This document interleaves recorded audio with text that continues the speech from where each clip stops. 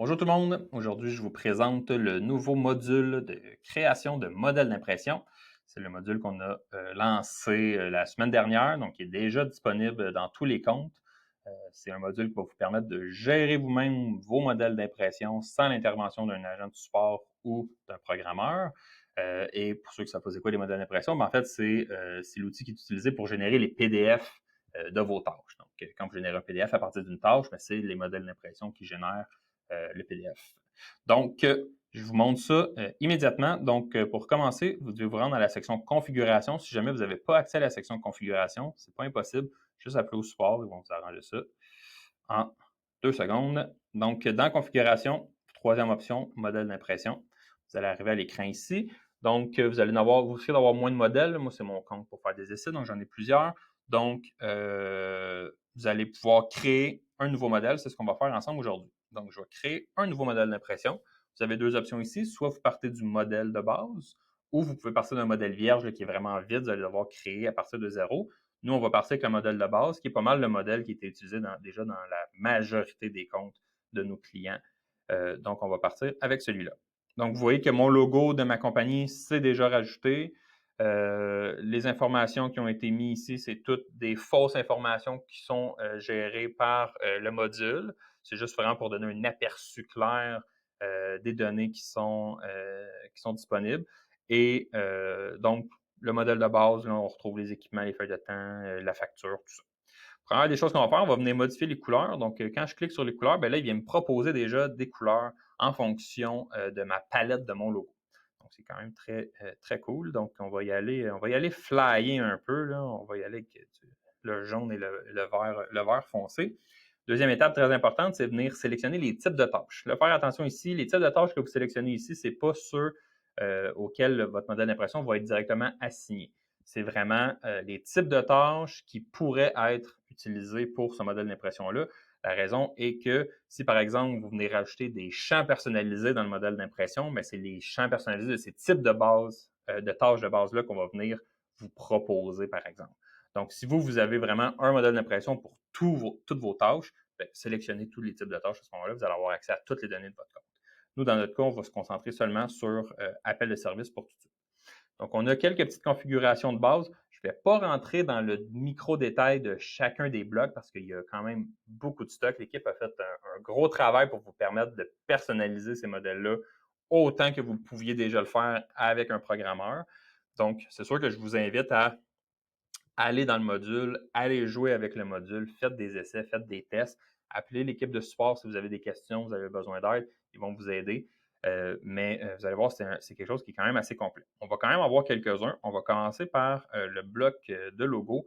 Donc, une des nouveautés qui a été rajoutée qui est quand même intéressante, c'est qu'il y avait plusieurs clients qui avaient, par exemple, faisaient partie des associations et ils voulaient avoir les logos de ces associations-là sur le modèle d'impression.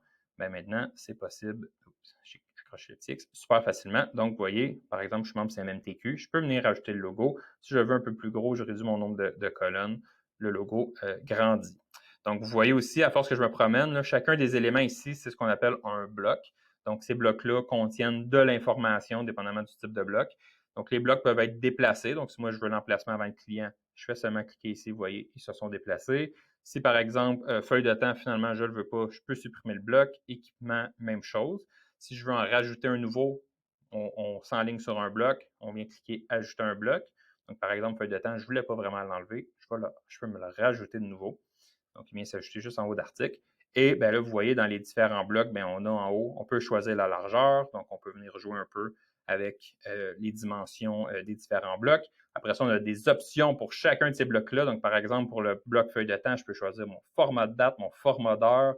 Je peux rajouter un titre personnalisé. Puis, un élément que je voulais vous montrer ici, c'est les colonnes. Donc, en haut, vous voyez, c'est les colonnes qui sont disponibles, donc ceux qui ne sont pas présentement affichés.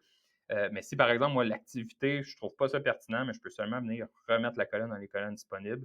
Et à droite, mon activité est disparue. Même chose si je veux changer l'ordre. Si je veux commencer mon bloc par la durée, je peux simplement le glisser, puis la durée se met en premier.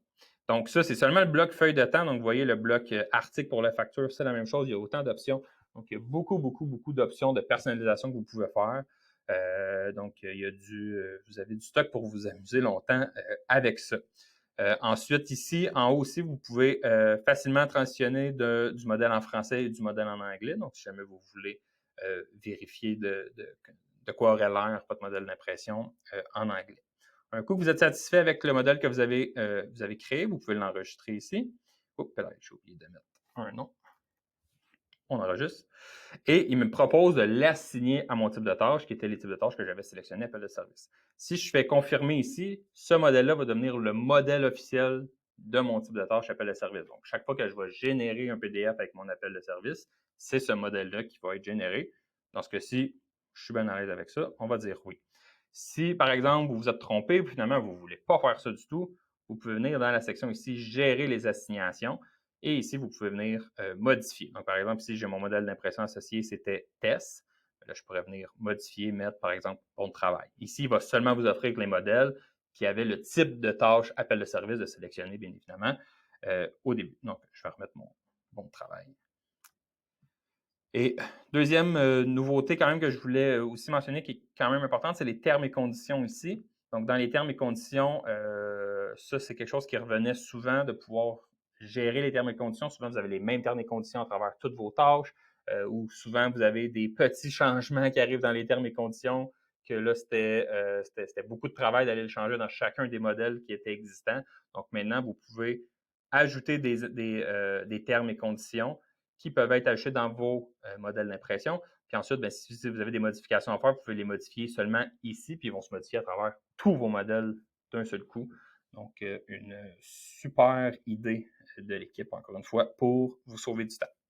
Donc, les modèles d'impression, évidemment, ce module-là, il est disponible, il est gratuit, tout le monde y a accès. Ça ne remplacera pas automatiquement vos modèles que vous avez d'existants. Tous ceux que vous avez dans vos comptes, si vous en avez fait personnaliser par l'équipe ou quoi que ce soit, ça continue de fonctionner, ça marche encore, ça ne vient vraiment pas remplacer ça. Par contre, l'idée, c'est de dire, ben là, si vous avez besoin de rajouter quelque chose, évidemment, on va essayer de vous conseiller de changer et de passer à ces nouveaux modèles-là. Donc, l'équipe pourront vous accompagner pour essayer de reproduire le plus fidèlement possible les modèles que vous avez déjà faits pour les ajouter dans ce module-là pour que vous puissiez, à l'avenir, les gérer par vous-même. Donc, voilà, comme je disais, tout est disponible. Si vous voulez l'essayer, lâchez-vous là. Si vous avez des questions, l'équipe de support est là pour répondre.